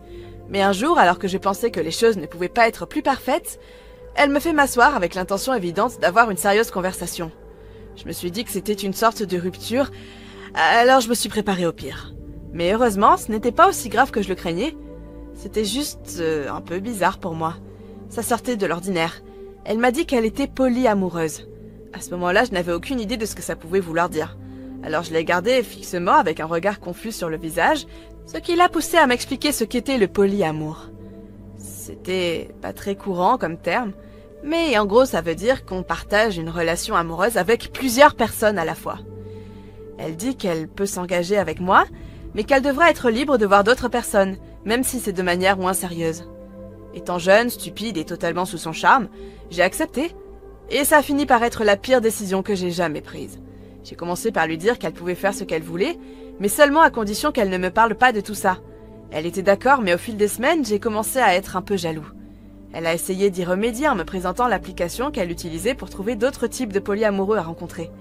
Quelque chose qui s'appelait Discord. Apparemment, c'est principalement utilisé pour communiquer dans les jeux vidéo. Mais j'ai appris que les gens utilisent aussi ce truc pour faire toutes sortes de choses bizarres, y compris des rencontres. La fille me dit que je suis bienvenue sur le serveur dont elle fait partie, et de chercher quelqu'un ouvert à quelque chose d'occasionnel. J'ai pensé que c'était juste, alors je l'ai fait.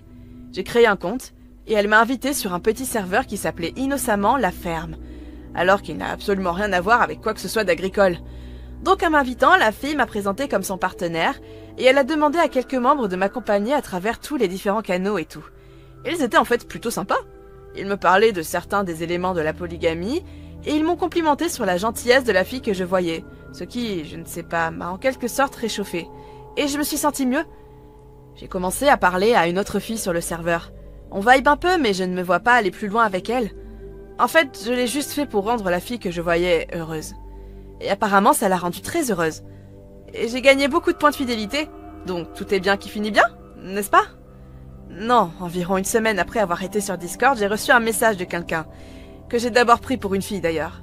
On a échangé des salutations et on a engagé une petite conversation, puis j'ai reçu un message avec une photo. Il s'avère que ce n'était pas une fille du tout, c'était un mec. Et la photo, c'est le seul type de photo que je ne voulais absolument pas voir. Je laisse le contenu de l'image à votre imagination. Juste imaginez à la pire chose possible qu'un mec pervers pourrait vous envoyer sur internet, et vous l'avez dans le mille. Il a suivi la photo en disant qu'il voulait coucher avec moi et ma copine en même temps. J'ai juste ignoré les messages en supposant que le mec allait se faire virer du serveur pour violation des règles, ou autre chose. Et finalement, j'en ai parlé à ma copine. Mais elle, d'un autre côté, ne semblait pas du tout avoir la même réaction que moi. En fait, elle disait qu'elle lui parlait depuis un moment et qu'il était habituellement parfaitement gentil et poli. Et que j'étais en train de faire une histoire à partir de rien, en prétendant que j'étais simplement jaloux, etc. Je lui ai dit que j'étais très mal à l'aise à l'idée d'avoir une relation à trois et que je ne veux rien avoir à faire avec ça. Mais encore une fois, elle a le droit de faire ce qu'elle veut du moment que je n'ai pas à en entendre parler. Ce drame s'est calmé et je pensais que c'était la fin de tout ça. Mais ce n'était pas le cas. Pas du tout le cas. Un mois plus tard, les choses sont toujours aussi fortes avec la fille. Et pendant que j'étais dehors en train de faire les courses, j'ai remarqué quelque chose qui a attiré mon attention. C'est une des choses auxquelles on ne fait pas vraiment attention, à moins que ça vous arrive. C'est assez difficile à décrire, mais normalement chaque personne qui entre dans une épicerie prend un chariot ou un panier, non? Et les gens qui courent juste pour prendre un ou deux articles entrent et sortent en à peine une minute. Donc je me souviens avoir vu ce type marcher de long en large dans les allées, avec rien dans les mains. Et je me suis demandé ce que ce type pouvait bien faire ici. Il ne fait rien de trop bizarre, alors je suis passée à autre chose. Mais à chaque fois, je me retrouvais dans une allée en train de prendre des choses dans les étagères, et je le voyais faire les 100 pas. Et quelquefois, nous avons même établi un contact visuel. Rien de trop effrayant, juste un regard occasionnel. Mais ça m'est arrivé encore et encore, au point que je me suis demandé, est-ce qu'il me suit? Bref, je fais mes courses, je finis, et je marche jusqu'à mon appartement, en oubliant ce qu'il s'est passé. Quelques heures plus tard, je suis assis dans mon appartement, seul, en train de me détendre et de manger un gros repas d'un restaurant chinois local dont je me suis fait livrer. Mais j'entends des bruits de pas dans les escaliers en dehors de mon appartement. Des pas lourds. Rien d'inhabituel à proprement dire, puis la porte d'entrée de l'appartement fait boum, tremblant à cause d'un impact sur la porte de l'autre côté. J'ai d'abord cru que c'était un voisin ou quelque chose comme ça, alors j'ai crié « Mais qu'est-ce que tu fais, mec ?» Mais je n'ai reçu aucune réponse. Juste un autre coup fort contre la porte. Il n'essayait pas d'attirer mon attention. Il essayait d'entrer par effraction. J'étais sur le point de sortir de ma peau, mais j'attrapais instinctivement mon téléphone pour composer le 911, pendant que je courais dans ma chambre en m'agenouillant vers le coffre-fort en dessous de mon lit, où se trouvait mon calibre 40. J'ai dit au dispatcher ce qui se passait, et elle m'a répondu que les flics étaient en route. Cependant, je n'avais aucune idée du temps qu'il me restait avant qu'ils réussissent à entrer. Je suis allée retourner dans le couloir avec mon pistolet verrouillé et chargé. En visant la porte, j'ai crié « Les flics sont en route !» Mais cela n'a rien fait pour dissuader celui qui était de l'autre côté. Il continuait juste de frapper contre la porte d'entrée. Et à chaque coup, j'avais l'impression que ma porte était de plus en plus sur le point de céder. C'est seulement lorsque j'ai dit « J'ai un 40 ici, mon pote, ne m'oblige pas à le faire !» que les coups se sont arrêtés. Et c'est au même moment qu'on entend aussi l'approche des sirènes. J'entends alors d'autres bruits de pas lourds provenant de l'escalier extérieur, Et puis tout redevient silencieux. Un peu plus tard, j'ai fait ma déclaration aux flics qui sont arrivés, et mon téléphone dans la main, je reçois une notification de ma copine qui me dit « Je suis désolée ». J'ai attendu que les flics partent pour l'appeler et lui demander « Pourquoi t'es désolée?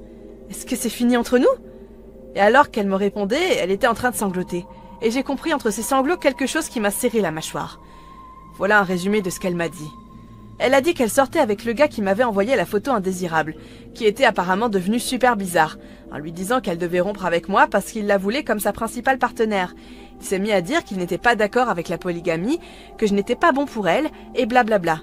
Et puis il est devenu agressif en parlant de ce sujet. Elle l'a mis à la porte et lui a dit de ne plus jamais la recontacter. Ce type venait d'une ville de l'autre côté, et ma copine se disait qu'il allait simplement rentrer en voiture, mais il ne l'a pas fait. Et apparemment, il avait récolté assez d'informations sur moi de sa part. Peut-être même qu'il a fouillé dans son téléphone pour obtenir des photos de moi pour être en mesure de me retrouver. Et c'est là que j'ai finalement compris. C'était lui dans l'épicerie. Et c'était lui qui m'avait suivi jusqu'à mon appartement. Il a ensuite attendu qu'il fasse nuit pour essayer d'entrer par effraction pour faire Dieu sait quoi. Se confronter à moi, me battre, me tuer. Seul Dieu sait ce qu'il avait l'intention de faire. Ce truc de polygamie ne me rendait pas juste jaloux. Ça me mettait en danger. Si ce type avait été un peu plus patient, s'il avait attendu que je sorte la poubelle ou un truc comme ça, je ne serais probablement plus là à écrire mon expérience. Et ça m'a effrayée au plus haut point. J'imagine que vous auriez réagi de la même façon. Moi et la fille avons rompu peu de temps après. J'étais triste, bien sûr, mais cette expérience a été totalement fatale à notre relation. Nous ne pouvions plus revenir en arrière. Nous n'avons plus jamais parlé après ça. Mais je lui ai dit de dire à ce sale type que nous avions rompu et que je ne veux plus rien avoir à faire dans cette histoire, qu'il me laisse tranquille s'il ne voulait pas retourner à sa ville dans un cercueil. Maintenant, juste entendre parler de Discord, ou simplement entendre son nom me laisse un mauvais goût. Et je sais qu'il y a des gens qui utilisent Internet pour des trucs pires que ce que j'ai expérimenté. Il y a quelques années, je faisais partie d'un serveur d'histoires d'horreur sur Discord. C'était un endroit où les gens pouvaient partager des histoires personnelles effrayantes qui leur sont arrivées. Et pendant un moment, c'était honnêtement très amusant. Bien sûr, beaucoup d'histoires semblaient inventées, et impliquaient généralement des choses comme « J'ai vu une ombre au bout de mon lit !» et d'autres choses qui étaient sorties tout droit d'un mauvais film d'horreur. Mais de temps en temps, quelqu'un partageait une histoire qui n'avait pas de côté surnaturel, qui était assez naturelle pour qu'on y croie, et ces histoires étaient véritablement terrifiantes. J'ai lu beaucoup d'histoires sérieusement effrayantes, et des trucs qui font froid dans le dos sur ce serveur. Mais j'en ai oublié beaucoup au fil du temps, probablement parce que, bien qu'elles étaient effrayantes, elles n'étaient pas assez dérangeantes pour que ça laisse des séquelles. Mais il y avait une histoire en particulier que je n'ai pas oubliée, parce qu'elle m'a véritablement fait frissonner à lire. J'espère que cet utilisateur me laissera partager son histoire. Et si vous entendez cette histoire, j'aimerais qu'il puisse me faire savoir dans les commentaires si j'ai fait une erreur, car je vous préviens déjà. Je vous raconte ça au bout de ma tête. Bref, voici l'histoire. L'utilisateur a commencé son histoire en nous assurant que leur histoire n'était pas juste une invention, et que même s'ils étaient assez jeunes, quand c'est arrivé, juste penser à écrire sur le sujet en tant qu'adulte était une expérience assez stressante pour eux. Ils ont poursuivi en expliquant que leurs premières années étaient marquées par la tragédie de la mort de leur père, qui était mort lorsqu'ils étaient très jeunes à cause d'une surdose. Alors ils ont été élevés par une mère célibataire qui vivait dans un petit appartement, juste en bas de la rue à côté de la maison de leur grand-mère. Leur mère a évidemment essayé de faire des rencontres, afin d'essayer de faire ce qu'il fallait, et de leur trouver un beau-père pour leur donner une sorte de figure paternelle dans leur vie. L'incident en question s'est produit lorsqu'elle était dans un rendez-vous. Naturellement parlant, c'était leur grand-mère qui venait s'occuper d'eux, à n'importe quel moment où leur mère avait besoin de sortir à un endroit où elle ne pouvait pas les emmener avec elle. Le soir de son rendez-vous, la grand-mère travaillait, donc bien que ce n'était pas idéal, l'utilisateur était laissé tout seul, sans supervision, alors qu'il devait avoir 10 ou 9 ans. Mais le narrateur a vite fait de rassurer les membres du serveur en leur disant que c'était l'époque où Yu-Gi-Oh était populaire. Tant qu'ils avaient leurs cartes dans une boîte avec un ensemble de dessins animés pour les occuper, être laissés seuls pendant 1 heure ou 2 n'était certainement pas un problème pour eux. Ce n'est pas comme s'ils allaient errer dans l'appartement ou faire quoi que ce soit de mal pendant que leur précieux Yu-Gi-Oh les occupait. Mais à un moment de la soirée, ils étaient assis à jouer avec leurs cartes et à regarder la télé, quand ils ont entendu frapper à la fenêtre. Rappelez-vous qu'ils vivaient au rez-de-chaussée de l'appartement, donc n'importe qui aurait pu juste s'approcher et commencer à taper sur la fenêtre en verre. Aucun saut ou escalade n'était nécessaire, donc il n'y avait rien de particulièrement inquiétant ou effrayant dans le fait que quelqu'un frappe à la fenêtre en verre. Le compteur se lève alors en marchant vers la fenêtre, avant de retirer les rideaux pour révéler le visage d'un homme complètement étranger. Pas leur grand-père, ni leur oncle, mais vraiment un parfait étranger. Surpris et confus, ils se sont éloignés de la fenêtre, laissant les rideaux se glisser vers l'intérieur, mais cela avant de laisser place à un horrible bruit de verre brisé. Les éclats sont tombés sur le tapis au pied des rideaux, avant qu'un autre coup n'envoie d'autres éclats scintillants sur le sol devant eux. À ce moment, ils ont juste jeté leurs cartes Yu-Gi-Oh sur le sol et se sont enfuis en se précipitant vers la porte arrière de l'appartement, vers la demeure de leurs voisins. Ils ont frappé à la porte dans un état de terreur abjecte alors qu'ils regardaient par-dessus leurs épaules de temps en temps pour s'assurer que le mystérieux prédateur n'était pas à leur poursuite. Heureusement, les voisins ont ouvert la porte et ont pris le temps de rassurer et de calmer le conteur pour qu'il leur raconte l'histoire complète.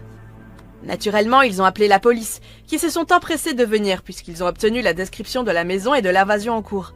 Le voisin décide ensuite d'appeler la mère du conteur pour lui annoncer la mauvaise nouvelle. Elle s'est immédiatement précipitée à la maison pour réconforter ses fils terrifiés. Puis après ça, le voisin et la mère du narrateur les ont raccompagnés jusqu'à l'appartement, pendant que les flics étaient toujours là en train de fouiller la propriété et les environs pour tout signe d'une tentative d'intrusion.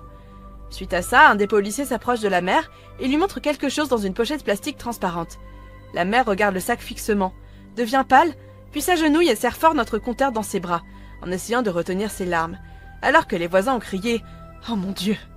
La famille a fini par rester une semaine dans la demeure de la grand-mère en attendant la réparation de la fenêtre, ce qui était très long pour une réparation de fenêtre. Et si vous croyez qu'il voulait sûrement rester loin de la maison le plus longtemps possible, vous avez sûrement raison. Notre narrateur avait des soupçons depuis un petit moment, mais ils étaient trop jeunes pour comprendre les implications de ce qu'il s'était passé. Ils n'ont pas compris l'ampleur du danger qu'ils avaient expérimenté ce soir-là. Quand leur mère leur a expliqué qu'après ce soir-là, ce n'était pas seulement la fenêtre qui était remplacée, mais l'appartement tout entier qui avait été aménagé à l'aide de nouvelles serrures incroyablement robustes, de caméras CCTV et presque tout ce qu'une chambre de sécurité pouvait contenir. Et tout ça a été entièrement payé par nos grands-parents.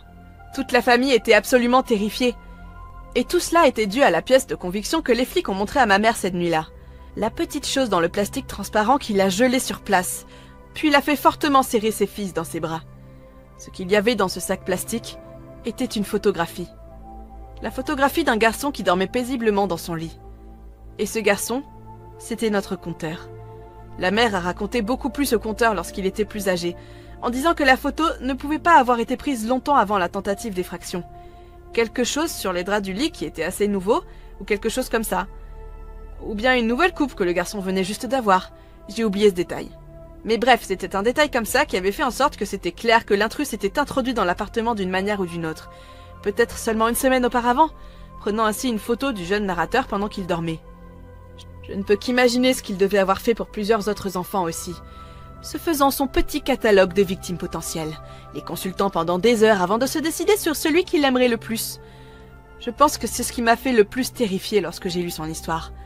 L'idée que l'intrus avait pris ce goût pervers pour eux et qui devenait tellement fort qu'il était incapable de résister à leurs pulsions ou à n'importe quel type de désir tordu ou malade qui les ait poussés à briser cette fenêtre dans cette soirée-là.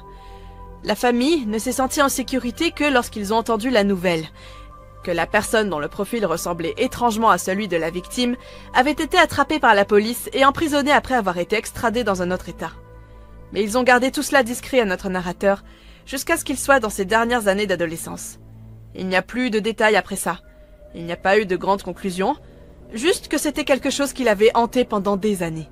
Je n'ai jamais lu quelque chose d'aussi horrible que ça dans un serveur Discord. Et tout le reste me paraissait inoffensif en comparaison. J'ai arrêté de lire peu de temps après. C'est bizarre quand on cherche des choses effrayantes, parfois juste pour nous donner un petit frisson, mais qu'on finit par être véritablement traumatisé. Pas par les petites histoires de squelettes, non, mais par des choses qui auraient pu facilement se produire pour n'importe lequel d'entre nous.